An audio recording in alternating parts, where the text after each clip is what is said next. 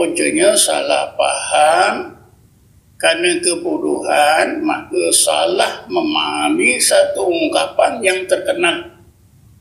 Man arafa nafsahu faqad arafa rabbahu. Warahmatullahi ta'ala wabarakatuh. A'udzu billahi minasyaitonir rajim. Bismillahirrahmanirrahim. Alhamdulillahil qail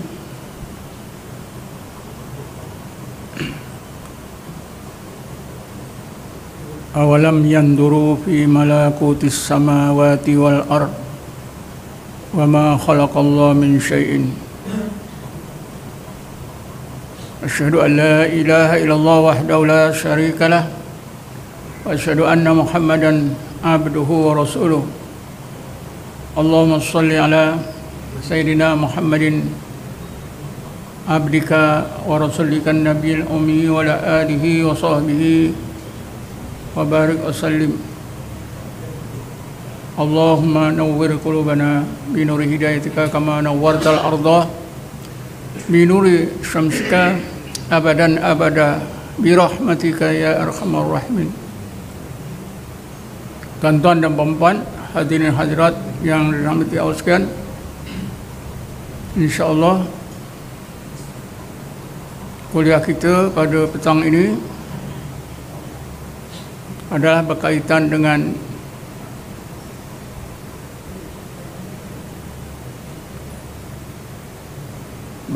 dengan hakikat mereka yang belajar mengenal Allah dengan cara mengkaji diri, tidak akan sampai kepada matlamat yang mereka dakwa. Kononnya mereka dengan cara mengkaji diri, mengkaji hakikat diri, mereka disampaikan oleh Allah kepada hakikat dan makrifah. Jadi pada petang ini kita sama-sama melihat adakah dakwaan mereka yang belajar ilmu hakikat insan, rahsia insan, dan mereka yang kononnya mengkaji hakikat insan benar-benar dapat hakikat dan makrifat ataupun sebaliknya.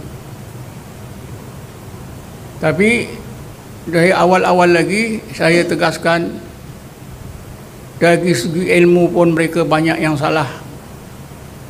Dari segi ilmu biasa pun mereka banyak yang silap. Mereka yang belajar ilmu hakikat insan ni banyak yang menyeleweng. Apatah lagi untuk mencapai apa yang mereka dakwa hakikat dan makrifah, jauh panggang dari api. Kenapa? Ilmu kaji hakikat diri, rahsia diri itu tidak boleh sampai kepada tingkat hakikat dan makrifatullah. Kerana ilmu kaji diri seluruhnya adalah didasarkan kepada ilmu biasa. Kajian itu dibuat berdasarkan kepada akal. Sedangkan ma'rifatullah tidak boleh dicapai dengan akal, mesti dicapai dengan hati. Dan caranya untuk mencapai ma'rifatullah ini juga Allah telah tunjukkan. Ajarkan kepada Rasulullah, Rasulullah ajarkan kepada umatnya. Malahan Allah contohkan orang-orang yang dikurniakan oleh Allah ma'rifatullah di dalam Quran. Kita mulakan tinjauan kita pada petang ini bagaimana ilmu kaji diri ilmu hakikat insan atau rahsia insan ini yang digah-gahkan oleh mereka tidak akan sampai ke mana. Dengan kita ingatkan semula pandangan ulama besar Imam Ghazali. Imam Ghazali yang meninggal dunia tahun 505 Hijrah, digelarkan oleh ulama ketika itu dengan gelaran Hujjatul Islam. Gelaran ini menunjukkan, membuktikan betapa hebatnya ilmu Imam Ghazali. Sukar nak cari tokoh-tokoh lain dalam Islam yang boleh menandingi ilmu Imam Ghazali. Kepakaran beliau yang khusus ialah di bidang tauhid. Apa kata beliau mengenai makrifah? Beliau menegaskan, fa ma'rifatullahi wa sifatihi wa af'alihi la tusal bi ilmil kalam, balil kalam mani'an anha wa hijaban laha, wa amma khusuluha bil mujahadah. Laqad qala Allah Ta'ala fi kitabil karim, walladzina jahadu fina lanahdiyannahum subulana. Mari kita pahami kata-kata Imam Ghazali yang terkenal ini. Kata-kata Imam Ghazali ini bermaksud adapun ma'rifatullah, makrifat tentang sifat-sifat dan af'alullah, tidak boleh dicapai menerusi belajar terus menerus ilmu kalam. Imam Ghazali seorang pakar di bidang ilmu kalam, ilmu tauhid. Beliau menegaskan, belajar sampai bila-bila pun ilmu kalam tidak akan dapat mencapai ma'rifatullah.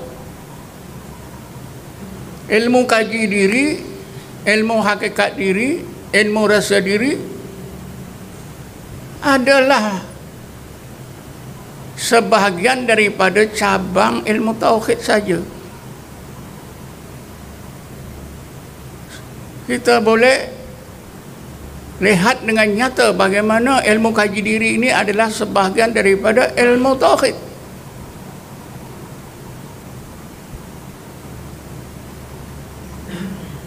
Jadi bagaimana ilmu kaji diri itu boleh menyampaikan ahlinya ke tingkat ma'rifatullah?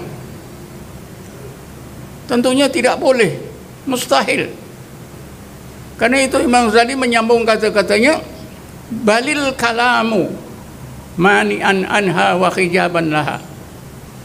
Bahkan seseorang yang belajar terus-menerus ilmu kalam, begitu juga ilmu kaji diri, akan menghalang tercapainya ma'rifatullah, akan menghijab ma'rifatullah.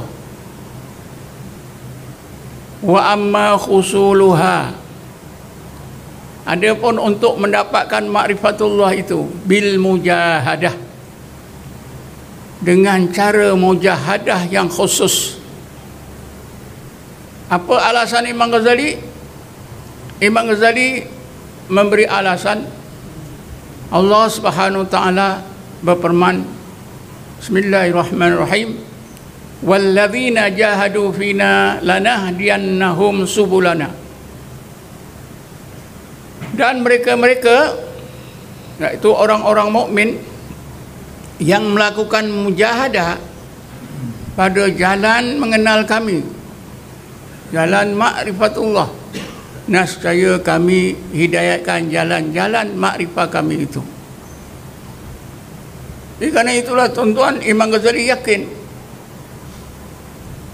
kalau beliau terus berenang di lautan ilmu kalam, beliau yakin tak akan sampai kepada ma'rifatullah. Beliau yakin hanya dengan mujahadah yang khusus saja. Sebab itulah beliau sanggup melakukan 3 perkara sebagaimana yang dikehendaki oleh guru tasawufnya, yaitu Yusuf Nasas. Pertama, meletakkan jawatan sebagai pengarah Madrasah Nizamiyah di kota Baghdad. Kedua, menjual semua harta, sebahagiannya diwakafkan, sebahagiannya boleh digunakan. Ketiganya, mesti beruzlah tinggalkan kota Baghdad,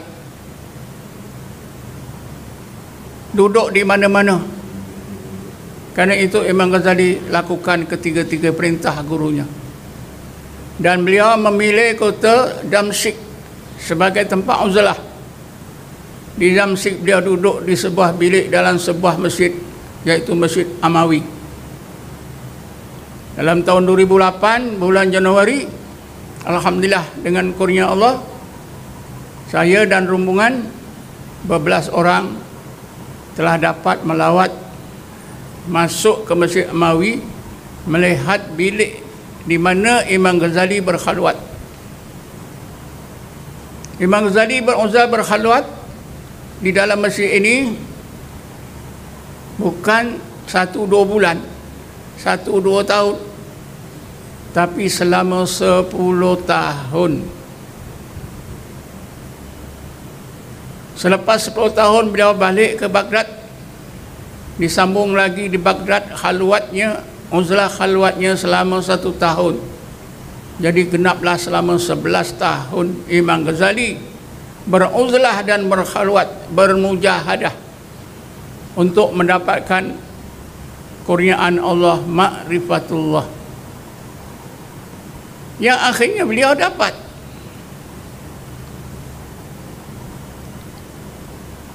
Kalau kita baca kitab-kitab beliau, beliau menjelaskan dengan jelas cara bagaimana untuk mendapatkan ma'rifatullah ini ialah dengan duduk di satu tempat dinamakan zawiyah, tinggalkan dalam fikiran apa saja yang lain daripada Allah, dengan niat hanya Allah saja, maksud hanya Allah saja, sambil berzikir menyebut Allah, Allah, Allah, Allah.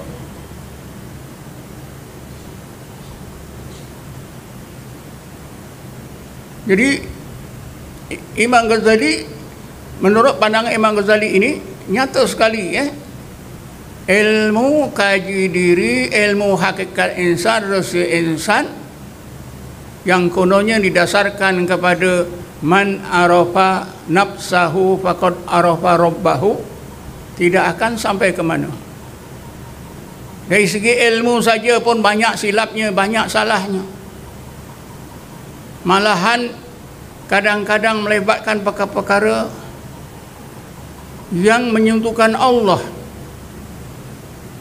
Karena ada di kalangan mereka yang belajar ilmu hakikat insan ini mengaitkan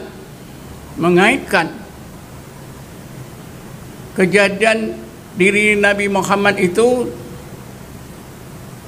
sebagaimana yang disebut dalam hadis yang diriwayatkan oleh Syekh Abdul Razak, awalu ma khalaqallahu nura nabika min nurihi ya Jabir. Wahai Jabir, awal-awal makhluk yang Allah ciptakan ialah nur nabimu daripada nurnya ya Jabir. Ada guru-guru yang mengajar ilmu hakikat ini, mereka menafsirkan bahawa nur Nabi Muhammad itu dijadikan oleh Allah daripada zatnya. Dan nur Muhammad ini ada dalam tiap-tiap seorang mukmin. Dalam tiap-tiap seorang manusia itu ada nur Muhammad. Karena itulah, oleh kerana nur Muhammad ini daripada zat Tuhan, daripada zat Allah, maka Muhammad itu juga Tuhan. Saya terperanjat pada tahun lepas bila ada orang mengaku bahawa Nabi Muhammad itu juga Tuhan berdasarkan kepada konsep Nur Muhammad. Sebenarnya itu adalah tafsiran-tafsiran yang salah. Ini sebahagian kecil daripada penyelewengan yang berlaku dalam ajaran hakikat insan, rahsia insan, kaji insan dan sebagainya. InsyaAllah kuliah akan datang saya akan jelaskan perkara ini. Pada petang ini kita teruskanlah bagaimana ma'rifatullah itu tidak akan dicapai oleh seseorang yang hanya belajar ilmu hakikat, yang hanya belajar rahsia insan, hakikat insan, menggunakan buku hakikat insan atau rahsia insan atau buku apa-apa. Kerana kata Imam Ghazali, untuk mendapatkan ma'rifatullah itu mestilah melakukan mujahadah yang khusus.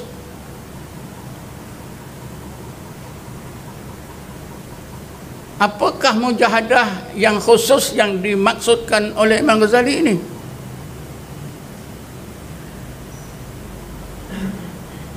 Ibnu Khaldun yang wafat pada tahun 808 Hijrah, dalam kitabnya Sifat Usail li Tahdhibil Masail, ada menjelaskan dengan terang dan jelas, terang seterang-terangnya, jelas sejelas-jelasnya apa yang dimaksudkan mujahadah yang khusus ini untuk mendapat ma'rifatullah. Menurut Ibnu Khaldun, mujahadah yang khusus bagi mendapatkan ma'rifatullah ini dinamakan, diistilahkan mujahadah al-kasfi wal ittila'i. Bahasa kita menurut bahasa kita bermakna mujahadah yang berakhir dengan terkasyafnya berbagai hijab. Hijab yang melindungi pandangan hati, pandangan ruh, pandangan sir. Setelah berbagai hijab ini dikasyafkan oleh Allah,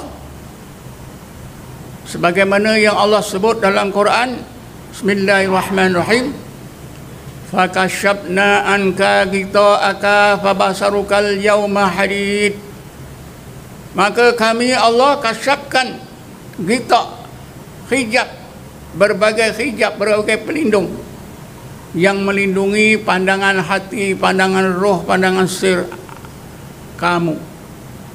Maka pandangan roh, pandangan sir, pandangan hati kamu ketika itu tajam, tembus, nampak apa yang sebelumnya tak nampak, tak dapat dipandang. Inilah yang disebutkan oleh Ibnu Khaldun mujahadah al-kasfi wal ittila. Ittila artinya terang jelas. Sesudah dikasihkan berbagai hijab yang melindungi pandangan roh, pandangan hati, pandangan sir, maka pandangan hati atau basirah, pandangan roh, nampak dengan jelas apa yang sebelumnya tak nampak. Ini diistilahkan ittila. Jadi apa yang diterangkan oleh Ibnu Khaldun menjelaskan, memberi pencerahan sebaik-baiknya apa yang dimaksudkan oleh Imam Ghazali. Untuk mendapatkan ma'rifatullah itu mesti melakukan mujahadah yang khusus. Jadi Ibnu Khaldun mengistilahkan mujahadah tersebut dengan mujahadah al-kasfi wal ittila'i. Bila terkasyaf, bila Allah kasyafkan berbagai hijab, pandangan hati, basirah, pandangan roh, pandangan sir, maka rahsia-rahsia Allah yang tersirat dalam semua kejadian akan dapat dilihat oleh pandangan hati, pandangan roh mereka dengan terang dan jelas, ittila. Contohnya seperti yang Allah kurniakan, Allah kasyafkan hijab-hijab yang melindungi pandangan roh, pandangan hati, pandangan sir, golongan ulul albab, seperti yang Allah sebut dalam ayat 190 surah Ali Imran. Bismillahirrahmanirrahim. Inna fi khalqis samawati wal ard wa ikhtilafil laili wan nahar laayatil liulil albab. Ayat ini menjelaskan Allah Subhanahu wa taala angkatkan berbagai hijab yang melindungi pandangan hati, pandangan roh, pandangan sir ulul albab. Karena itulah maka pandangan hati, pandangan roh dan sir mereka nampak ayat-ayat Allah yang tersirat dalam semua kejadian di langit dan di bumi dan dalam peredaran malam dan siang. Inna fi khalqis samawati wal ard wa ikhtilafil laili wan nahar laayatil liulil albab. Adakah orang yang hanya belajar hakikat insan, rahsia insan, kaji insan, nak kenal diri, diri terdiri, diri tersendiri, diri yang terdiri, boleh dapat kurnia seti ini? Boleh terangkat berbagai hijab? Malahan sebaliknya, ilmu hakikat insan, hakikat diri itu menghijab hati mereka. Mereka tertipu. Kerana bukan dengan cara mengkaji diri seseorang mukmin itu akan dikurniakan Allah ma'rifatullah. Setinggi-tingginya dapat ilmu biasa. Jadi Allah terangkan kepada kita contoh bagaimana golongan ulul albab ini dikurniakan oleh Allah dengan dikasapkan berbagai hijab yang melindungi pandangan hati, pandangan roh mereka, sehingga mereka nampak ayat-ayat Allah yang tersirat dalam semua kejadian yang di langit mau di bumi maupun dalam peredaran masa malam dan siang dengan terang. Inna fi khalqis samawati wal ard wa ikhtilafil laili wan nahar la ayatil liulil albab. Dan dengan sendirinya kita tahu orang-orang mukmin yang dikurniakan oleh Allah hakikat dan makrifah ini dikenali, digelarkan oleh Allah ulul albab. Adakah orang-orang yang belajar ilmu hakikat insan itu mereka itu ulul albab? Ilmu pun banyak salah. Dari sudut ilmu pun mereka banyak salah, banyak tersempang.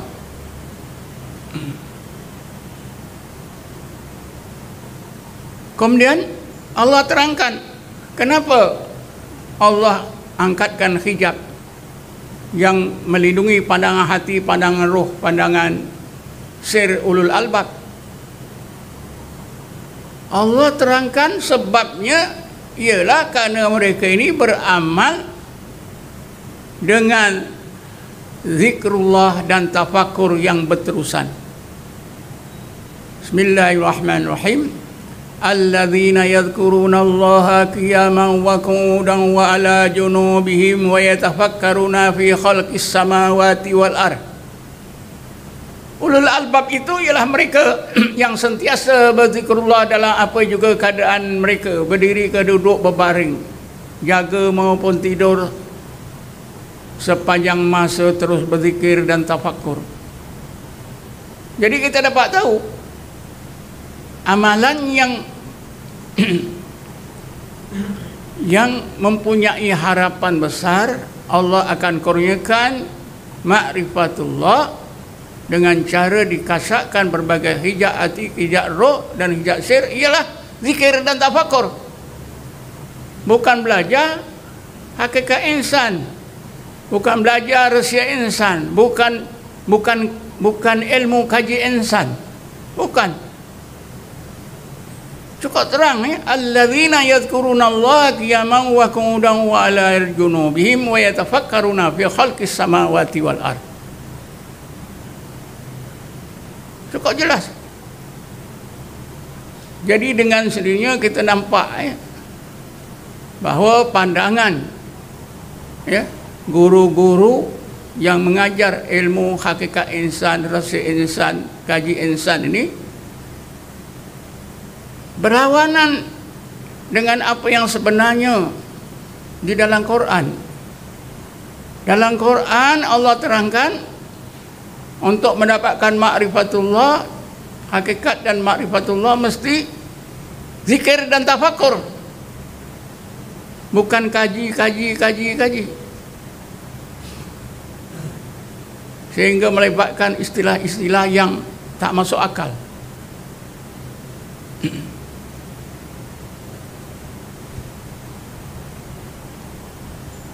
Jadi itulah jalannya, terus berzikir dan tafakur.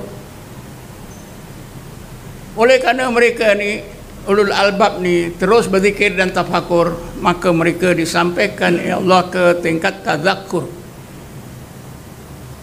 Bila mereka disampaikan oleh Allah ke tingkat tadzakur, itu berarti mereka telah dikurniakan oleh Allah hakikat dan ma'rifatullah. Disampaikan Allah ke tingkat hakikat dan ma'rifatullah. Itu tadzakur. Sebab itulah tiga istilah ini merupakan tiga serangkai yang menjelaskan jalan untuk mendapatkan hakikat dan ma'rifatullah. Zikir, tafakur, tadzakur. Sebab itulah Allah tegaskan dalam Quran. Bismillahirrahmanirrahim. Innama yatadzakkaru ulul albab. Hanya saja ulul albab saja yang mampu tazakkur. Oleh kerana ulul albab ni sentiasa zikir dan tafakur, maka mereka disampaikan oleh Allah ke tingkat tazakkur. Bila mereka sampai tingkat tazakkur, berarti mereka telah dikurniakan, disampaikan oleh Allah ke tingkat hakikat dan ma'rifatullah. Kan jelas? Zikir, tafakur, tazakkur ni adalah jalan yang mesti dilalui, amalan yang mesti dilakukan oleh orang-orang mukmin yang mau sampai kepada hakikat dan ma'rifatullah. Bukan dengan jalan belajar hakikat insan, rahsia insan, kaji insan.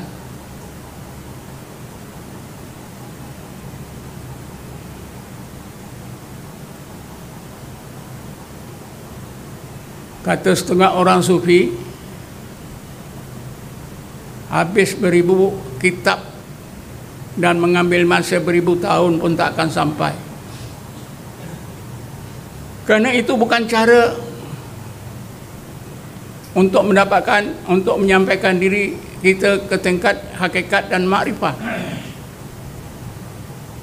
Tapi jalan untuk sampai ke tingkat hakikat dan makrifah ialah dengan cara mujahadah yang khusus yang diistilahkan oleh Ibn Khaldun dengan mujahadah al-kasfi wal ittila'i. Malahan Ibn Khaldun mendetailkan secara terperinci apa yang berlaku ketika seseorang itu melakukan mujahadah al-kasfi wal ittila'i. Kata Ibn Khaldun, bila mujahadah kasfi wal ittila'i ini dilakukan di bawah pengawasan penyeliaan seorang Syekh Mursyid, maka lama kelamaan mujahadah ini menjadikan orang yang melakukan mujahadah atau murid yang melakukan mujahadah di bawah pimpinan seorang Syekh Mursyid ini akan mengalami dua pengalaman yang berlawanan daripada dua aspek kejadian diri. Pertama, aspek fizikal atau aspek jasmani menjadi lemah sehingga sampai ke tingkat lemah selemah-lemahnya. Aspek rohani pula menjadi kuat sehingga menjadi kuat sekuat-kuatnya. Kata Ibnu Khaldun, apabila seorang yang melakukan mujahadah seperti ini, aspek rohaninya jadi kuat sekuat-kuatnya, aspek jasmani jadi lemah selemah-lemahnya. Maka kata Ibnu Khaldun, ketika itu manusia ini sangat tepat jika dinamakan insanun ruhiyun, manusia roh semata-mata walaupun ada jasad, karena jasadnya tidak lagi menguasai roh. Roh bebas daripada kandang jasmani. Roh bebas. Bila roh bebas, maka pandangan roh itu adalah tajam.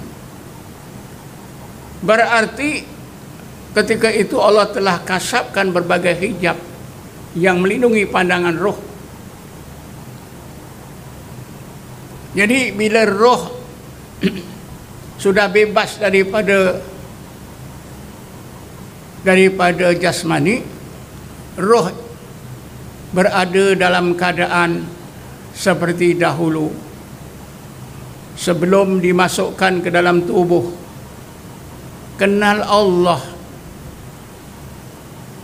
Ayat 172 surah Al-A'raf, Allah berfirman, Bismillahirrahmanirrahim, wa id akhadha rabbuka min bani adam min zuhurihim dzurriyyatahum wa ashhadahum ala anfusihim alastu bi rabbikum qalu bala syahidna an taqulu yaumal qiyamati inna kunna an hadza ghafilin. Ayat ini menceritakan roh manusia, seluruh roh manusia, termasuklah roh-roh kita. Ketika roh-roh itu belum dimasukkan ke dalam tubuh, Allah minta kepada para roh manusia untuk naik saksi, untuk syahadah. Allah berfirman, wahai para roh manusia, tidakkah aku ni Tuhan kamu? Qalu bala syahidna. Bahkan ya Allah, Engkau lah Tuhan kami, kami saksikan. Hadirin hadirat, ingat tak ini? Pengakuan roh kita ini ingat? Ingat tak?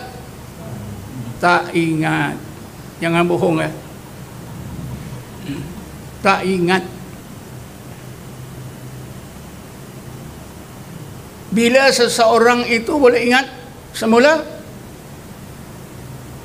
Jawapannya ialah apabila seorang itu melakukan mujahadah al-kaswi wal-iktila' seperti yang diterangkan oleh Ibnu Khaldun, roh kita menjadi kuat, keluar seolah-olah keluar daripada tubuh badan kita. Ketika itu roh kita macam sebelum masuk ke tubuh, barulah dia ingat balik. Barulah ingat balik. Bertemu balik, kenal balik. Itulah yang dikatakan ma'rifatullah. Dengan cara belajar hakikat diri, hakikat insan, rahsia insan, boleh sampai ke? Tak boleh sampai, itu bukan caranya.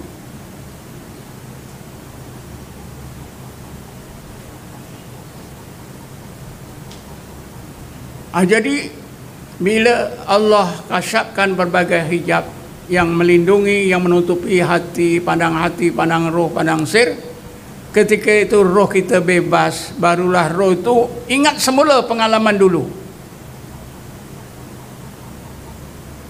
Bala syahidna itu ingat balik, kenal balik. Ini yang dinamakan hakikat. Orang tersebut hatinya disampaikan pada rohnya, atau hatinya disampaikan oleh Allah kepada hakikat dan ma'rifatullah. Amalannya apa? Terus berzikir dan tafakur di bawah pimpinan guru mursyid. Jadi bukan dengan cara belajar ilmu hakikat insan atau rahsia insan atau ilmu kaji diri. Bukan. Itu tak sampai ke mana. Itu ilmu saja. Itu pada akal.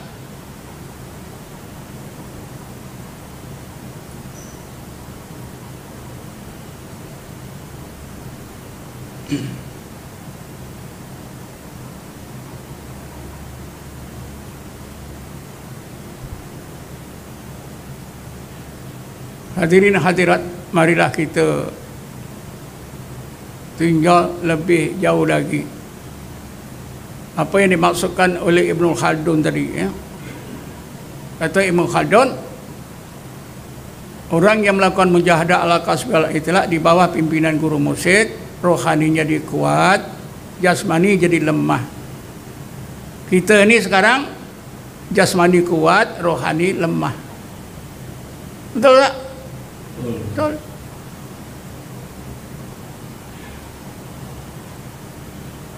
Sebab itu kita terikut-ikut kehendak jasmani kita. Kita tolak kehendak rohani kita. Tetapi apabila kita disampaikan oleh Allah ke tingkat apa yang Ibnu Khaldun sebut, insanun ruhiyun, roh kita kuat, jasmani kita lemah. Inilah dinamakan fana. Inilah ini dikatakan fana. Jadi ulul albab itu ketika mereka melihat ayat-ayat Allah yang tersirat dalam semua kejadian yang berada di alam malakut, ketika itu ulul albab difanakan oleh Allah. Ketika itulah ulul albab ini dapat menggunakan pandangan hati, pandangan roh, pandangan sir untuk melihat rahsia-rahsia Allah yang tersirat dalam semua kejadian. Jadi bermakna untuk mendapat hakikat dan ma'rifatullah itu mesti menerusi fana. Orang yang belajar ilmu hakikat, ilmu rahsia diri, kaji diri, fana kah? Ketika saya menghadiri kelas ilmu kaji rahsia diri selama hampir 1 tahun, mereka yang belajar, guru yang ngajar pun mendakwa mereka semua sudah sampai ke tingkat hakikat. Jadi mereka rehat, tak perlu semayang, tak perlu apa saja, ibadat, kewajipan semua gugur. Kebetulan ada kelas yang terakhir, guru yang mengajar ilmu hakikat ini beri peluang saya untuk mengulas. Saya ulas. Kata saya, kalau saya ulas 7 hari 7 malam pun tak habis. Kita belajar hampir setahun. Buku tebal ni lebih tebal daripada Quran. Tentu tak habis 7 hari 7 malam. Tapi masa yang ada pada kita ni kira-kira 1 jam. Jadi saya nak ulas 1 saja yang saya fikir mustahak. Saya sebutkanlah hadis Nabi. Dan saya hadis ini sahih ke tak sahih, tapi setengah orang sufi menyebutkan ini hadis Nabi. Nabi bersabda, ana a'rafukum billah wa asuddakum khaufan minhu. Saya tak baca habis hadis ini, sebagian saja yang penting. Maknanya Rasulullah bersabda, aku adalah orang yang paling arif billah. Aku juga adalah orang yang paling takut kepada Allah. Nabi mengaku paling banyak makrifah, dikurniakan oleh Allah banyak makrifah. Tak ada umatnya yang mempunyai makrifah lebih daripada Nabi. Tapi Nabi kata, aku paling takut.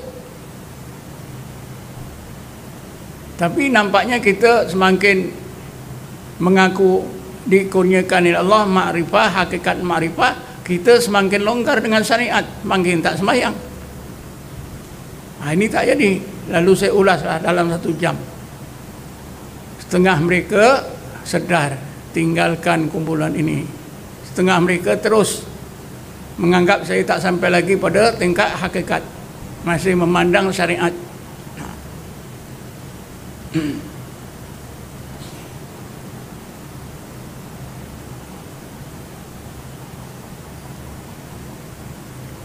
Hadirin hadirat sekalian, jadi ulul albab ni fanakkan oleh Allah. Apa yang difanakkan ini, tentu tuan-tuan kalau tajam pemikiran dapat memahami apa yang dikatakan oleh Ibn Khaldun. Aspek jasmani lemah, aspek rohani kuat.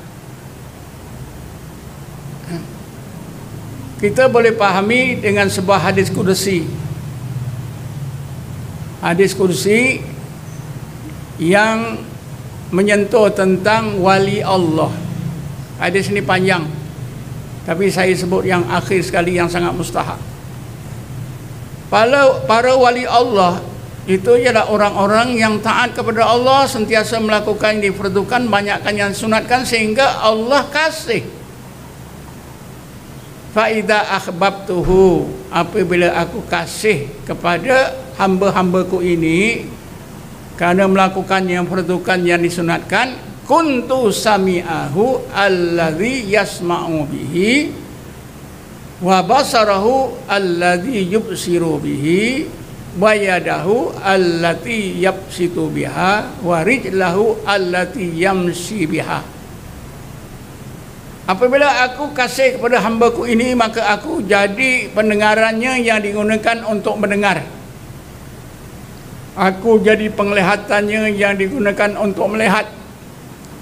Aku jadi kedua tangannya yang digunakan untuk berkuasa. Aku jadi kakinya yang digunakan untuk berjalan. Kita pahami, wali Allah ni, dia akan mengalami hilang pendengaran, hilang penglihatan, hilang daya kekuatan, hilang wujud diri. Inilah fana. Siapa yang pernah belajar ilmu tauhid sifat 20, tentu pernah belajar sifat ma'ani. Sifat ma'ani ni patut kita hafal. Siapa kecil-kecil lagi, masa ngaji belum sekolah agama pun dah hafal. Sebab apa? Macam ini nak ngaji nanti lepas maghrib, macam ni dah ramai-ramai baca sifat 20 dengan nyanyian. Allahu wujud qidam baqa muhalafatuhu ta'ala lil hawadis qiyamuhu binafsi, sampai habis. Kecil-kecil lagi belum sekolah, umur 8 tahun ke 7 tahun. Sebab dulu tak ada sekolah masa saya. Sekolah dibakar oleh komunis, ya. Saya masuk sekolah umur 10 tahun, abang saya 15 tahun lepas sunat. Umur 7-8 tahun sudah hafal dan tak boleh hilang. Itu nikmatnya, itu tak boleh hilang. Apa sifat ma'ani? Qadrat, iradat, ilmu, khayat, sama, basar, kalam. Siapa kalang kabut itu, ingatkanlah. Qadrat, iradat, ilmu, khayat, sama, basar, kalam. 7 sifat ma'ani. 7 sifat ma'ani ini ada tak pada kita? Ada. Kalau difanakkan oleh Allah, hilang. Inilah yang difanakkan oleh Allah. Barulah kita sampai pada sifat maknawiyah. Kalau tidak, kita hanya hafal sifat ma'ani 7, qadar, iradat, ilmu, khayat, sama, basar, kalam. Nak sampai maknawiyah itu, itulah hakikat dan makrifah. Kaunuhu qadiran, kaunuhu muridan, kaunuhu khayyan, kaunuhu sami'an, kaunuhu basiran, sehinggalah kaunuhu mutakalliman. Kaunuhu ini sebenarnya hakikat dan makrifah.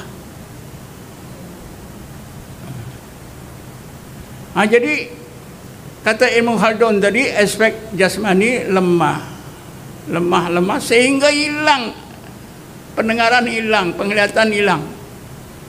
Sebab itu Nabi Allah Musa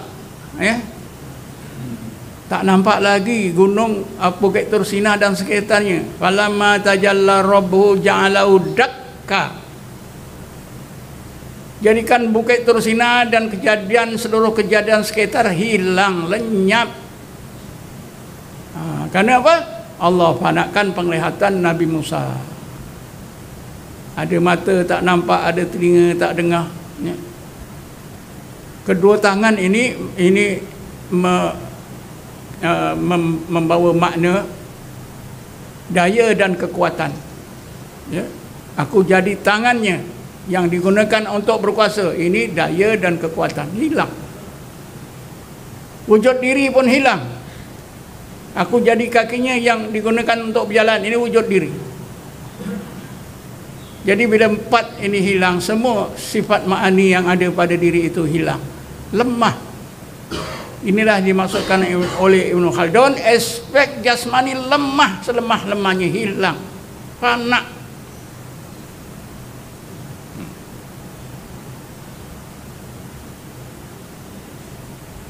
Bila kita fikir ini tuan-tuan, apa yang disebut oleh Ibn Khaldun, belajar ilmu hakikat boleh sampai ke? Tak boleh sampai. Mereka ni kadang-kadang sambil belajar pun merokok.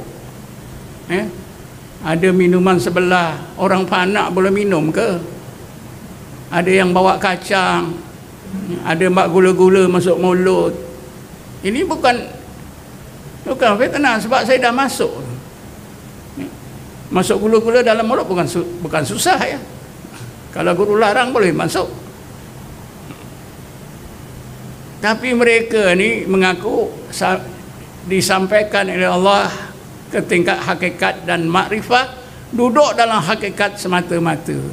Dengar cerita boleh sampai kepada hakikat. Kalau saya cerita tentang Mekah, Madinah, tentang apa itu Masjidil Haram, bagi yang belum pergi ke sana, sampai ke sana, ceritanya pun tak jelas. Ini bila cerita hakikat diri, boleh sampai pada hakikat diri. Hakikat Muhammad, boleh sampai pada hakikat Muhammad. Ini memang bohong.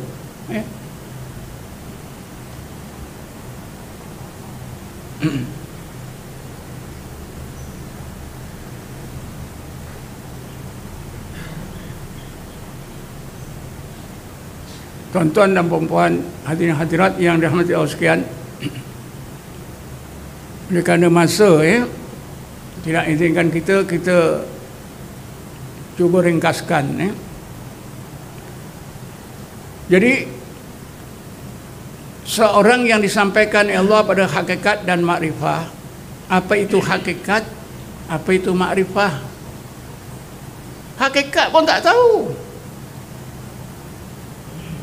Mereka yang dianggap kanan dalam kumpulan itu, saya pernah tanya. Dia seorang cikgu. Cikgu dah belajar hakikat, dah sampai tingkat hakikat, sudah semua lepas. Saya nak tanya apa makna hakikat, tak jawab pun.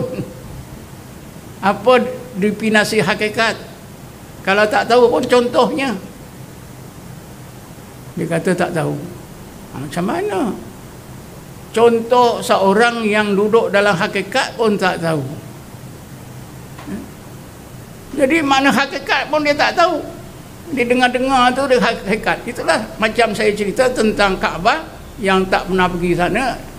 Dia terasa dia sudah nampak Kaabah. Sudah sampai pada hakikat Kaabah. Itu bohong. Lalu saya kata, kalau cikgu tak tahu definisi hakikat, saya bagi contohlah. Satu malam maghrib, cikgu lepas sembahyang maghrib sudah sembahyang sunat ba'diyah, sunat taubat. Cikgu pun buat amalan yang khusus. Rasa-rasa dalam 20-15 minit cikgu pun dengar bang. Cikgu rasa cikgu pun sedar bang isyak sudah tu. Waktu isyak sudah masuk, itu dah bang di masjid. Jadi cikgu pun bangun, siap-siap untuk sembahyang isyak. Tapi terperanjat, rupanya bang subuh. Satu malam cikgu berzikir terasa 20 minit, 15 minit. Itu duduk dalam, Allah dudukkan dalam hakikat. Tapi guru kita yang ajar hakikat tu, cuba tengoklah gelak dia, rokok dia, minuman dia. Itu bukan duduk dalam hakikat, itu jauh sekali. Kalau contoh ni cikgu tak mau terima, kita pergi dalam Quran. Dalam Quran Ashabul Kahfi itu disebut wala bisu fi kahfihim salasamiatin wa zadu tis'a. Salasata sinina wa zadu tis'a. Salasata sinina. Salasata mi'atin. Salasata mi'atan wa zadu tis'a. Mereka itu tinggal di gua mereka itu selama 300 lebih 9 tahun. Ini Ashabul Kahfi didudukkan Allah dalam hakikat. Apa yang Allah suruh tak buat, tak berdosa, sebab mereka difanakkan selama 309 tahun. Apa saja amalan yang diwajibkan mereka tak buat, tak berdosa. Ini guru kita yang ngajar, semua jemaah ketawa-ketawa. Ini bukan hakikat, ini jauh daripada hakikat. Ilmu pun salah kata saya. Barulah cikgu tu dia baru percaya, ya. Cikgu tinggalkanlah sebab dia dah tak semayang. Jadi gitulah, ya. Ilmu kaji diri, ilmu hakikat diri, ilmu rahsia diri yang kononnya diasaskan kepada ungkapan man arafa nafsahu faqad arafa rabbahu. Ini tidak sampai ke mana-mana, malah kemungkinan untuk mengelirukan orang ramai adalah sangat besar. Kita ditipu oleh syaitan dan iblis memang sangat besar, kerana bukanlah itu caranya. Cara untuk mendapatkan makrifah ialah dengan cara berzikir dan tafakur, uzlah dan khalwat di bawah bimbingan seorang guru mursyid. Itulah caranya. Ya. Sebab itu apabila Sayyidina Ali karramallahu wajhah disebut oleh sahabat, wahai Ali, engkau memanglah mempunyai ilmu tauhid yang hebat, dikurniakan oleh Allah ma'rifatullah yang hebat, kerana engkau sejak remaja kesana kemari bersama Rasulullah. Kami ini Islam dah kendian, tak ada peluang seperti engkau. Maka Sayyidina Ali terus berkata, wahai sahabat, kalau daripada Rasulullah aku tak akan dapat ma'rifatullah. Sahabat yang mendengar terperanjat. Kenapa begitu yang Ali? Ali jawab dalam bahasa Arab, saya sebutkan. Kata Sayyidina Ali, araftullah billah. Aku dapat ma'rifatullah kerana Allah sendiri yang bari, yang mengurniakannya. Jadi ma'rifatullah itu Allah sendiri yang bagi, bukan guru. Bukan Syekh Mursyid kita. Guru, bukan guru, tapi Allah sendiri. Didatangkan oleh Allah seperti golongan ulul albab, ya. Allah kurniakan terus. Ini semua jelas, sangat jelas, dalil-dalil, bukti-bukti yang jelas. Belajar terus menerus, ilmu kaji diri, ilmu hakikat diri, ilmu rahsia diri, tak sampai ke mana, jauh panggang daripada api. Sebab itulah, ya, tuan-tuan jangan terpedaya dengan ilmu ini. Dengar macam ini, bila dengar macam ini, keluar aja dah, alhamdulillah kita malam ini dah dapat makrifah hakikat dan makrifah. Gurunya pula mengaku. Carilah dalam Quran kalau ada makrifah hakikat dan makrifah, carilah tuan-tuan dalam Quran. Kalau jumpa hakikat makrifah dalam Quran, bagi tahu saya di sini. Tapi Kalau tuan-tuan belajar dari saya boleh ajar tuan-tuan hakikat dan makrifah. Ada setengahnya yang mengaku di Asia Tenggara ni saya saja yang memegang kunci hakikat dan makrifah. Siapa tak belajar dengan saya tak akan dapat hakikat makrifah. Orang ramai pun percaya. Siapa bagi dia kunci? Iblis lah. Ini betul-betul berlaku, bukan fitnah. Saya sendiri dengar. Nak belajar hakikat makrifat, mesti belajar pada guru yang memegang kunci. Di Asia Tenggara hanya dia seorang. Sedangkan yang sebenar, yang memegang kunci hakikat dan makrifat itu ialah Allah Subhanahu wa ta'ala. Jadi takat inilah tuan-tuan, untuk kuliah untuk petang ni, insya-Allah kuliah akan datang saya akan jelaskan berbagai kesalahan penyelewengan yang berlaku dalam ilmu mengenal diri, ilmu hakikat insan, ilmu rahsia insan. Setakat ini saja, wallahu alam. Assalamualaikum warahmatullahi wabarakatuh. A'udzubillahi minasyaitonir rajim. Bismillahirrahmanirrahim. Wassalatu wassalamu ala asyrafil anbiya'i wal mursalin sayyidina Muhammadin wa ala alihi washabihi ajma'in. Allahumma ighfir lana warhamna wa li abaina wa ummahatina wa ikhwanina wa akhwatina wa li muallimina li masyayikhina wa lil muslimina wal muslimat wal mu'minina wal mu'minat bi rahmatika ya arhamar rahimin. Allahumma inna nas'aluka imanan da'iman wa qalban khashi'an